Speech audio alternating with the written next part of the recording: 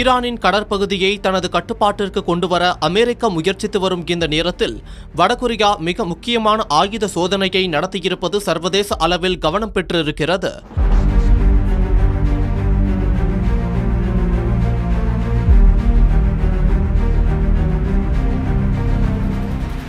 வடகொரியா தொடர்ந்து ஆயுத சோதனைகளை நடத்தி வருகிறது என்பது உலகமறிந்த விஷயம்.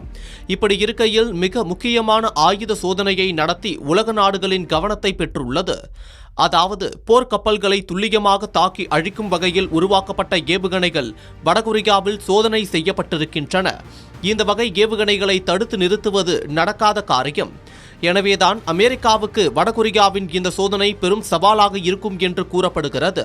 வடகொரியா தனது சோய் ஹியான் ரக டெஸ்ட்ராயர் கப்பலில் இருந்து இந்த ஏவுகணைகளை சோதித்து பார்த்திருக்கிறது. மொத்தம் 5 ஏவுகணைகள் சோதித்து பார்க்கப்பட்டிருக்கின்றன. இதில் 2 குரூஸ் ரக ஏவுகணை, மீதமுள்ள 3 கப்பல் எதிர்ப்பு ஏவுகணைகள். இதில் குரூஸ் ரக ஏவுகணைகள் சுமார் 2 மணி நேரம் பறந்திருக்கின்றன. அதேபோல் கப்பல் எதிர்ப்பு ஏவுகணைகள் சுமார் 32 நிமிடங்கள் வரை பறந்திருக்கின்றன. இந்த சோதனையை வடகொரிய அதிபர் கிம் ஜாங் உன் நேரில் பார்வையிட்டிருக்கிறார். பார்வையிட்டதுடன் நிற்காமல் அடுத்த கட்ட கட்டமைப்புகளை பலப்படுத்த வேண்டும் என்றும் உத்தரவிட்டிருக்கிறார். இந்த ஏவுகணையை விட முக்கியம் ஏவுகணை ஏவப்பட்ட சோய் ஹியான் கப்பல்தான்.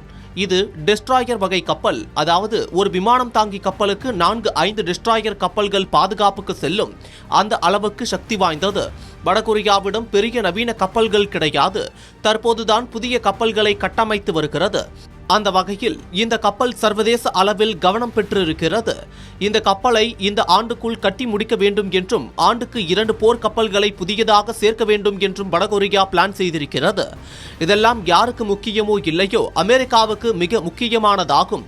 ஏனெனில் ஈரான் கடல் பகுதியில் அமெரிக்கா தனது கப்பல்களை நிலைநிறுத்தியிருக்கிறது. உலகில் தன்னை யாரும் தடுக்க முடியாது என்று நினைத்துக் கொண்டிருக்கும் அமெரிக்காவுக்கு வடகொரியா இந்த புதிய ஏவுகணை சோதனையின் மூலம் அதிர்ச்சியை ஏற்படுத்தியிருக்கிறது.